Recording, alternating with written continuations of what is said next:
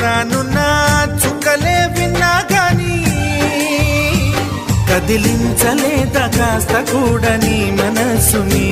పరదాలు దాటి ఒక్కసారి పలకరించవేమి అందరినీ ఇలా వెంటపడి అడగాల సరదాగా నువ్వే ఎదురైతే సరిపోదా నిద్రపోతున్న రాత్రి నడిగా